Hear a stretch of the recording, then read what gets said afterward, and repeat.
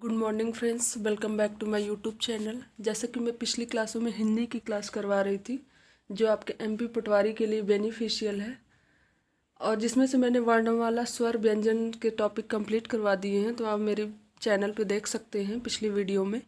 आज उसी का नेक्स्ट पार्ट है शब्द, जो मैं इसको कंटिन्यू करवाने वाली हूँ। तो प्लीज़ वीडियो को एंड तक देखिए। वीडियो अच्छा लगे तो प्लीज़ लाइक शेयर सब्सक्राइब कीजिए और बेल आइकन को प्रेस कर लीजिए ताकि मेरे सभी वीडियो को नोटिफिकेशन सबसे पहले आप तक पहुँचे। तो चलिए देख लेते हैं। शब्द शब्द भाषा की स्वतंत्र इकाई है। शब्दों के माध्यम से ही भाषा अस्तित्व में आई है। तो शब्द क्या है ये आप लोग जानते ही हैं। अगला देख लेते हैं। शब्द दो प्रकार के होते हैं। पहला है सार्थक शब्द, दूसरा है निरर्थक शब्द। सार्थक शब्द का मतलब होता है ना कोई मतलब निकले, इसका कोई ना कोई अर्थ निकले। निरर्थक का मतलब होता है कि जिसका कोई मतलब ही ना हो। पहला देख लेते हैं सार्थक शब्द। जिन शब्दों का अर्थ स्पष्ट हो उसे सार्थक शब्द कहते हैं व जिनका अर्थ स्पष्ट ना हो उसे निरर्थक शब्द कहते हैं। तो ये याद रखिएगा। सार्थक शब्द के उदाहरण देख लेते हैं। जैसे ता गा है, फिर आ ई की मात्रा है, फिर इसमें ला, फिर आ की मात्रा है, हा। इस तरह एक एक शब्द जोड़ के क्या बना है, पूरा शब्द बना है गिलहरी। इसी तरह दूसरा एग्जाम्पल देख लेते हैं। ता है, आ है, रा है, फिर आ की मात्रा है, फिर बा है, फिर ऊ की मात्रा है, फिर जा। इसी तरह एक एक शब्द मिला के फिर इसका पूरा शब्द बन रहा है तरबूज। तो ये शब्द हो गए और ये सार्थक शब्द के एग्जाम्पल है। तो जैसे तरबूज बन रहा है तो इसका कोई ना कोई मीनिंग निकल रहा है। फिर सार्थक शब्द को रचना के आधार पर, उत्पत्ति के आधार पर और अर्थ के आधार पर परिभाषित किया गया है। तो पहले देख लेते हैं रचना के आधार पर। तो रचना के आधार पर तीन प्रकार के होते हैं। पहला रूढ़ शब्द, दूसरा यौगिक शब्द, तीसरा रूढ़ यौगिक शब्द, योग रूढ़ शब्द। इन दोनों का कॉम्बिनेशन है तीसरा वाला, रूढ़ और यौगिक का। तो रूढ़ शब्द का मतलब होता है कोई अटपटा या कि कठिन वर्ड हो सकता है, कठिन शब्द हो सकता है। यौगिक का मतलब होता है दो या दो से अधिक शब्दों को मिलाकर बने, तो यौगिक शब्द कहलाता है। पहला रूढ़ शब्द के बारे में देख लेते हैं। जो शब्द परंपरा में किसी विशेष अर्थ के लिए प्रसिद्ध हो उन्हें रूढ़ शब्द कहते हैं। इनके टुकड़े नहीं किए जाते हैं। तो ये याद रखिएगा, रूढ़ शब्द जो परंपरा में किसी विशेष अर्थ के लिए प्रसिद्ध हो उन्हें रूढ़ शब्द कहेंगे। इसका एग्जाम्पल है जैसे कि चिड़िया, और इनके टुकड़े भी नहीं किए जा सकते। ये मोस्ट इम्पोर्टेंट पॉइंट है। इन शब्दों का मूल शब्द भी कहा जाता है, जैसे कि खाना, रहना, पीना, सोना। ये सभी मूल शब्द है। मूल शब्द के मतलब कि जैसे अगर हम खाना बोल रहे हैं तो उसके आगे बोलने की ज़रूरत नहीं है कि खाना का मतलब खाना ही होगा। मेन पॉइंट बोल सकते हैं इंग्लिश में बोले तो। अगला देख लेते हैं यौगिक शब्द। दो या दो से अधिक शब्दों के मेल से बनने वाला सार्थक शब्द यौगिक शब्द कहलाते हैं। तो जैसे कि प्रधानमंत्री, इसमें दो शब्द जुड़े हुए हैं, प्रधान प्लस मंत्री। ऐसे कि घुड़सवार हो गया, घोड़ा प्लस सवार मतलब जो घोड़े में सवार हो, तो घोड़ा प्लस सवार, इसमें दो शब्द जुड़े हुए हैं। इससे मिलके एक नया शब्द बना है घुड़सवार। तो यौगिक शब्द में दो या इससे अधिक भी हो सकते हैं। इनको मिलाकर जो नया शब्द बनेगा वो यौगिक शब्द कहलाएगा। तीसरा है योग रूढ़ शब्द। ऐसे शब्द जो दो या दो से अधिक शब्दों के मेल से बनते हैं किंतु वे एक विशेष अर्थ के लिए रूढ़ हो जाते हैं। इसमें भी दो या इससे अधिक हो सकते हैं, किंतु जब एक नया जो शब्द बनता है वो किसी विशेष अर्थ के लिए रूढ़ हो जाते हैं। जैसे कि पहला देख लेते हैं लंबोदर। लंबोदर जैसे कि गणेश जी को बोला जाता है, लंबा हो उदर जिसका लंबोदर। जलज हो गया, नीलकंठ, नीला हो कंठ जिसका, जैसे कि भगवान शिव को नीलकंठ बोला जाता है। दशानन, दसों आनंद जिसके मतलब 10 सिर वाला, दशानन रावण हो गया। पीताम्बर हो गया, इसमें भी दो शब्द हैं। पीला हो अंबर जिसका, तो पीताम्बर जो भगवान श्री कृष्ण का वस्त्र है पीताम्बर। तो ये याद रखिएगा। उत्पत्ति के आधार पर भाषा को 5 भागों में बांटा गया है, ये भी याद रखिएगा। उत्पत्ति के आधार पर भाषा को 5 भागों में बांटा गया है। पहला तत्सम, दूसरा तद्भव, तीसरा देशज, चौथा विदेशी, पांचवा संकर। अब हम जान लेते हैं तत्सम के बारे में। यह तत् प्लस सम अर्थात उसके समान संस्कृत के वे शब्द जो हिंदी में ज्यों का त्यों लिए जाते हैं उन्हें तत्सम शब्द कहते हैं। तत् का मतलब जैसे बोल रहा है तत्सम मतलब कि उसके समान जो संस्कृत के वे शब्द जो हिंदी में ज्यों का त्यों, मतलब कि संस्कृत का वर्ड और हम हिंदी में वैसे ही यूज कर रहे हैं जैसा कि वह संस्कृत में है, उन्हें तत्सम शब्द कहते हैं। जैसे कि हस्त हो गया, अश्रु हो गया मतलब आंसू। इसका तत्सम जैसे तत्सम सा से तत्सम बन रहा है और सा से संस्कृत बन रहा है, तो ये याद करने का फैक्ट है। अश्रु जैसे कि तत्सम, या फिर हम संस्कृत में बोले अश्रु मतलब कि आंसू, हिंदी में आंसू हो जाएगा। ग्रह घर हो जाएगा। अग्नि आग, तत्सम में संस्कृत में अग्नि बोलेंगे और इसी का हिंदी अगर बोले तो आग बोलेंगे। तो ये तत्सम शब्द हो गया। और इसके देख लेते हैं, जैसे कि सूर्य हो गया, वैसे तो हिंदी में सूरज बोलते हैं। जिह्वा संस्कृत में या तत्सम में जिह्वा बोलेंगे, हिंदी में जीभ। युद्ध हो गया, संस्कृत वर्ड है, तत्सम वर्ड है। लड़ाई बोल सकते हैं, हिंदी वर्ड। इसी तरह सूर्य के 2 बार हो गया है। अगला देख लेते हैं तद्भव। तद प्लस भव अर्थात उसी से उत्पन्न जो संस्कृत के शब्द कुछ परिवर्तन के साथ हिंदी में प्रयोग हो रहे हैं, उन्हें तद्भव शब्द कहते हैं। कि इसमें संस्कृत के वर्ड हैं लेकिन थोड़ा बहुत इसमें परिवर्तन है, इसलिए इसको तद्भव शब्द कहेंगे। जैसे कि हाथ है, अगर तत्सम में बोले तो हस्त बोलेंगे। आंसू है, अगर तत्सम में बोले तो अश्रु बोलेंगे। आग है, तत्सम हो गया अग्नि हो गया है, तद्भव आग हो गया। जैसे कि सोना है, लड़ाई है, सूरज है, ये सभी हिंदी वर्ड हैं और इन्हें तद्भव भी बोलते हैं। तो याद रखिएगा तत्सम और तद्भव। अब कुछ वर्ड देख लेते हैं तत्सम और तद्भव के। जैसे कि अग्र हो गया, तत्सम संस्कृत वर्ड भी यहाँ पे लिख सकते हैं और तद्भव को हिंदी। जैसे तत्सम में अग्र है, अगर तद्भव में आगे बोलेंगे। अम्बा तत्सम वर्ड है, इसका अम्मा हो जाएगा। उच्च का ऊंचा हो जाएगा। नशिका हो जाएगा तत्सम वर्ड, इसका हिंदी में हो जाएगा नाक। श्वेत का सफ़ेद, वानर का बंदर, प्रस्तर का प्रसाद, भिक्षा का भीख, दिवस का दिन, बाधिर का बहरा, तृण का तिनका, कूप का कुआं। तो ये जितने भी है तद्भव तत्सम, ये देख लीजिएगा। अगला पॉइंट है देशज। देशज से तात्पर्य देश में जन्मा।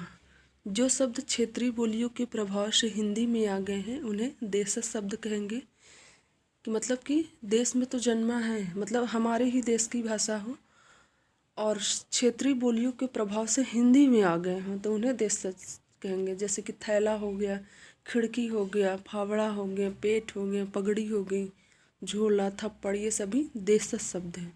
अब विदेशी क्या है? दूसरे देश से आए हुए विदेशी भाषा के शब्द जो हिंदी में शामिल हो गए हों, विदेशी शब्द कहलाते हैं। विदेशी का मतलब बाहरी जो फॉरेन लैंग्वेज है वो हमारे देश में आ गए हों, शामिल हो गए हैं और हिंदी में शामिल हुए हैं, वो विदेशी कहलाएंगे। इन्हीं को आगत शब्द भी कहते हैं, मतलब कि दूसरे देश से आए हैं तो इसलिए आगत शब्द। यह भिन्न देशों की भाषा से हिंदी में शामिल हुए हैं। तो याद रखिए, जैसे कि अंग्रेजी के शब्द हैं टैक्सी है, bank, ticket, tie, gas, jail, company, car, rail, ये सभी क्या है? विदेशी हैं लेकिन ये हिंदी में आए हुए हैं, तो इन्हें हम जान सकते हैं। और ये अंग्रेजी के शब्द हैं जो कि हिंदी में आए हैं, तो ये याद रखिएगा। अगला पॉइंट देख लेते हैं। जैसे तुर्की में कुछ शब्द हैं, जैसे चेचक, गलीचा, बेगम, कुली, चाकू, चम्मच, बहादुर, कैंची, कुर्ता, बंदूक आदि। ये आपको एमसीक्यू में दे सकता है कि जैसे कि ये शब्द दे दिया, चेचक दे दिया, गलीचा दे दिया और दूसरी भाषा के इसमें शब्द दे दिया और आपसे पूछ लिया इनमें से तुर्की शब्द बताइए, तो याद रखिएगा। जैसे जापानी शब्द हो गया रिक्शा। रिक्शा हम लोग अपन लोकल लैंग्वेज में यूज करते हैं, ये क्या है? जापानी शब्द है। अरबी और फारसी में क्या है? जैसे खून हो गया, ये अरबी शब्द है, फारसी भी है। ताकत हो गया, सरकार हो गया। आवारा हो गया, लफंगा, दीवार, शरबत, कसम, कानून, जहर, फसल, प्याज, शादी, इशारा, शहद, कसम, ये सभी क्या होंगे? फारसी और अरबी हो गए, तो ये याद रखिएगा। अगला पॉइंट है 4 नंबर, पुर्तगाली शब्द। गोदाम, गोदाम वगैरह जहाँ पे हम अपना सामान वगैरह रखते हैं। अन्नागार जहाँ पे अनाज रखते हैं। साबुन हो गया, कमरा, बाल्टी, अलमारी, फीता, चाबी, कप्तान, तौलिया, तिजोरी, नीलाम, ये सभी क्या है? पुर्तगाली शब्द हैं, तो ये भी आप लोग याद रखिएगा, इन सभी को नोट डाउन करते रहिएगा। 5वां देख लेते हैं फ्रांसीसी शब्द, जैसे कि काजू हो गया, कूपन हो गया, कारतूस हो गया, ये सभी क्या है? फ्रांसीसी शब्द है। चीनी शब्द क्या है? चाय है, चीनी, तूफान, लीची, पटाखा, ये सभी चीनी शब्द हैं, तो ये सभी याद रखिएगा। नेक्स्ट पॉइंट देख लेते हैं संकर शब्द। जो शब्द भिन्न भाषाओं के मेल से बनते हैं उन्हें संकर शब्द कहते हैं। जो अलग अलग भाषाओं के जुड़ने से बनते हैं, जैसे कि घड़ी हिंदी हो गया और साज अरबी भाषा हो गया, ये भिन्न भाषाओं, अलग अलग भाषा को मिला के एक नया शब्द बने, उन्हें संकर शब्द कहते हैं। जैसे कि घड़ी हो गया हिंदी और साज अरबी भाषा को हो गया, दोनों मिला के बन रहे हैं घड़ी साज। जैसे कपड़ा हो गया हिंदी वर्ड और मिल अंग्रेजी वर्ड हो गया, दोनों अलग भाषाएं हैं, हिंदी और अंग्रेजी है, दोनों मिला के एक नया शब्द बना रहे हैं, तो ये क्या बन रहा है? कपड़ा।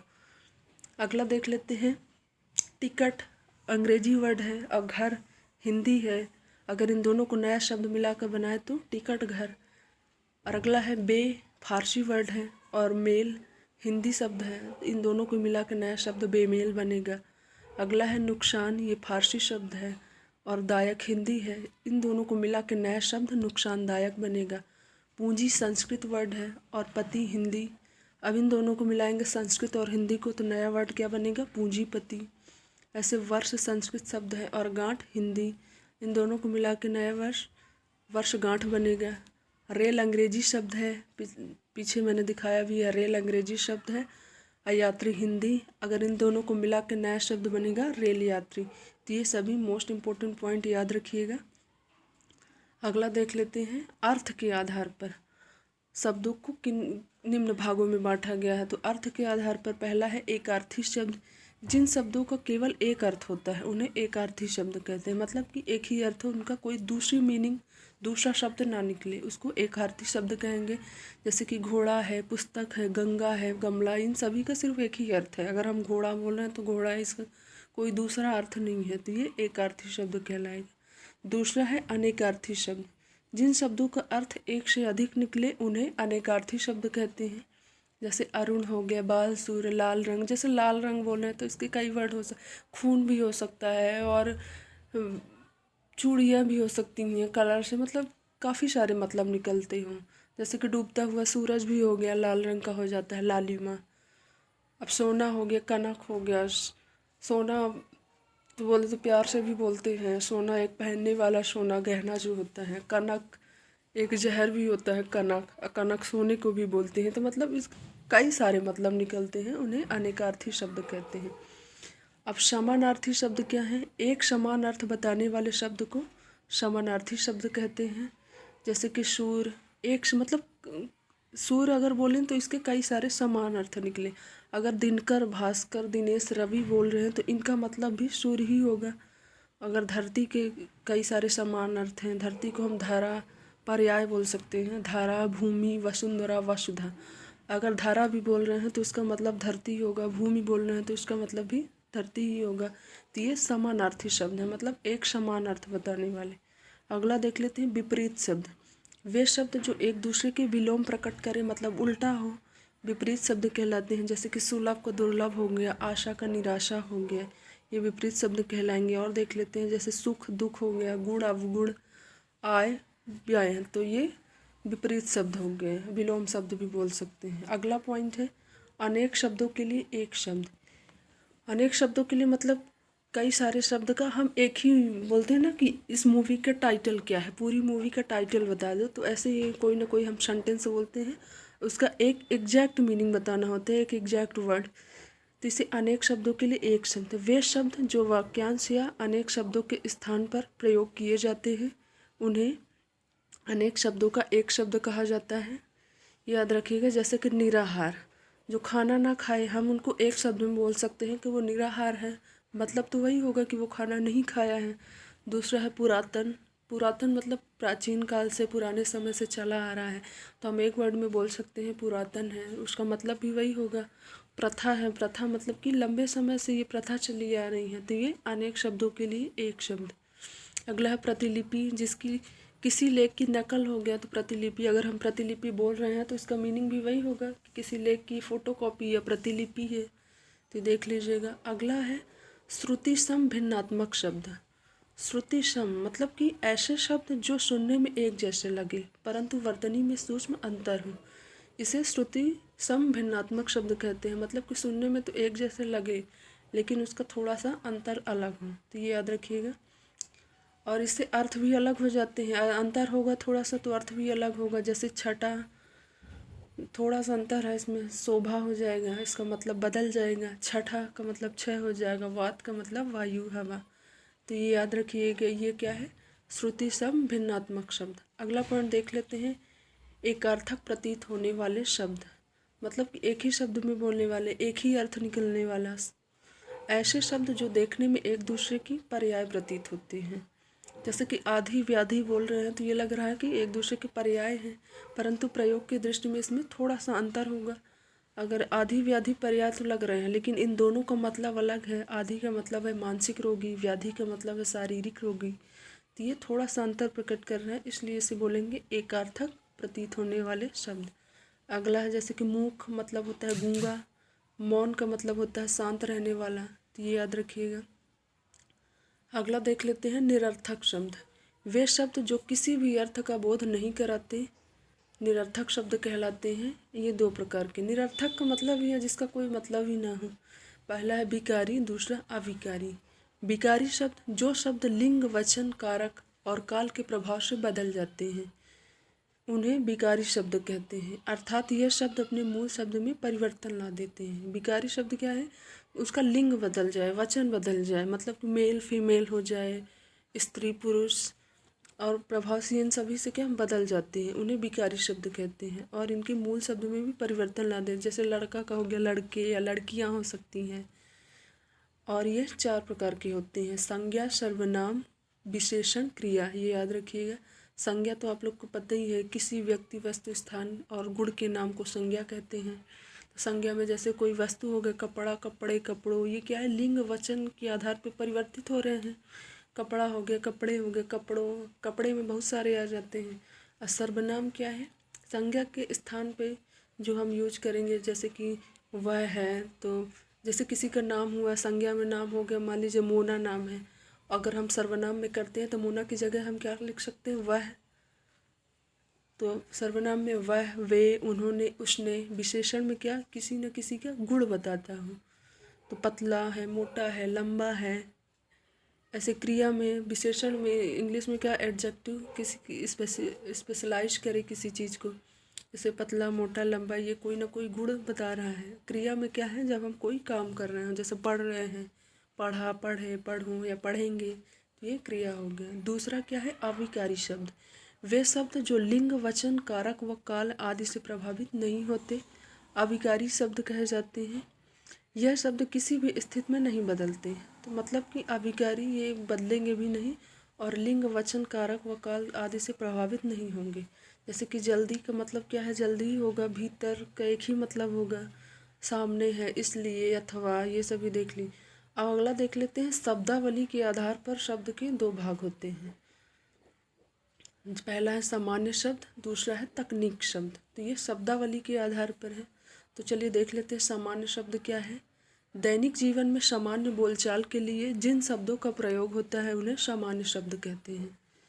तो याद रखिएगा, सामान्य का मतलब जनरली जो हम बात करते हैं कि दैनिक जीवन में सामान्य बोलचाल के लिए जिन शब्दों का प्रयोग होता है उन्हें सामान्य शब्द कहते हैं। जैसे कि घर हो गया, दूध, पानी, खिड़की, दरवाज़ा, ये क्या है? सामान्य बोलचाल है, याद रखिएगा। दूसरा है तकनीक शब्द।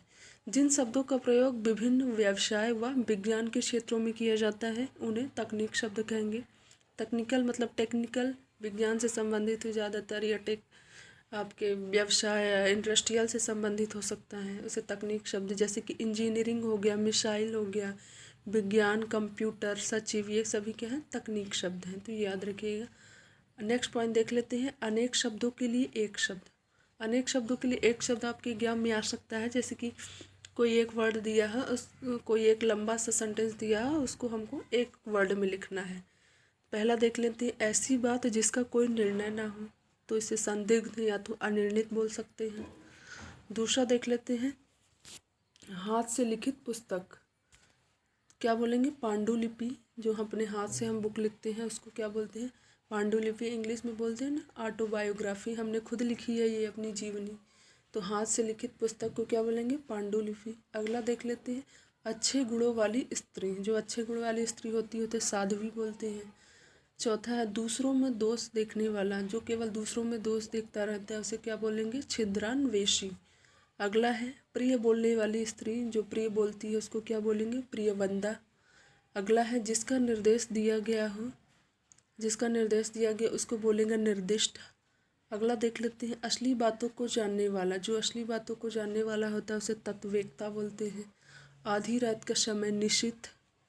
ये सभी अनेक शब्दों के लिए एक शब्द हैं। 25 वर्ष में मनाया जाने वाला रजक जयंती मनाते हैं, जैसे कोई अपनी 25वीं सालगिरह मना रहा, वर्षगांठ मना रहा, तो उसे क्या बोलेंगे? रजक जयंती। जो 50 वर्ष में मनाया जाएगा उसे क्या बोलेंगे? स्वर्ण जयंती। और 60 वर्ष में मनाया जाने वाला उसको हरिक जयंती। तो ये इम्पोर्टेंट पॉइंट है, तीनों याद रखिएगा कि 25 वर्ष में मनाया जाएगा उसे रजक जयंती, 50 वर्ष में मनाया जाने वाला स्वर्ण जयंती, और 60 वर्ष में मनाया जाने उसे हरिक जयंती। अगला पॉइंट है बहुत तेज चलने वाला। जो बहुत तेज चलता है उसे द्रुतगामी बोलते हैं। अगला है दोपहर के पहले का समय। दोपहर के पहले का समय जो होता है उसे हम क्या बोलते हैं? पूर्वाह्न बोलते हैं। इंग्लिश में AM होता है ना, एंटीमेरिडियन, तो ये याद रखिएगा, दोपहर के पहले वाला समय। दूसरा है दोपहर का समय। दोपहर का समय जो आफ्टरनून होता है उसे हम हिंदी में बोलेंगे मध्याह्न। दोपहर के बाद का समय जो होता है पोस्ट मेरिडियन होता है इंग्लिश में, हिंदी में बोले तो अपराह्न, तो ये याद रखिएगा। अगला है पृथ्वी से संबंधित रखने वाला। जो पृथ्वी से संबंधित रखता हो उसे हम क्या बोलेंगे? कोई भी हो सकता है, इंसान, जानवर, पेड़ पौधे, पशु पक्षी, ये सब क्या है? पृथ्वी से संबंध रखने वाले हैं, तो ये पार्थिव कहलाएंगे। अगला देख लेते हैं आदि से अंत तक। जो आदि से अंत तक हो, आद्योपांत, जैसे भगवान को, शिव को बोलते हैं आदि से अनंत हो, जिनका कोई अंत ना हो, तो वो आद्योपांत कहलाएंगे। अगला है मुक्ति से इच्छुक रखने वाला है। जो मुक्ति से इच्छुक रखता हो उसे मुमुक्षु बोलेंगे। जो कुछ जानता ना हो उसे बोलेंगे अज्ञ। अगला जहाँ कोई ना रहता हो वहाँ निर्जन। मतलब कि जन, लोगों का मतलब क्या होता है? जन, जन से मतलब होता है लोग, और जहाँ कोई ना हो वहाँ क्या? निर्जन। अगला है रात्रि में घूमने वाला। जो रात में घूमता हो उसे निशाचर बोलेंगे। विदेश में जो रहने वाला है उसे प्रवासी बोलेंगे। जिसमें कोई बुराई ना हो उसे निर्विकार बोलेंगे। बिना भोजन किए रहना क्या बोलेंगे? निराहार। जो बिना भोजन के रहेगा उसको हम क्या बोलेंगे? निराहार। तो आज की ये रही क्लास। पूरा प्लीज़ वीडियो को पूरा देखिए, आपके एग्ज़ाम के लिए मोस्ट इम्पॉर्टेंट है। Thank you for watching. फिर मिलते हैं नेक्स्ट वीडियो में, तब तक के लिए बाय बाय।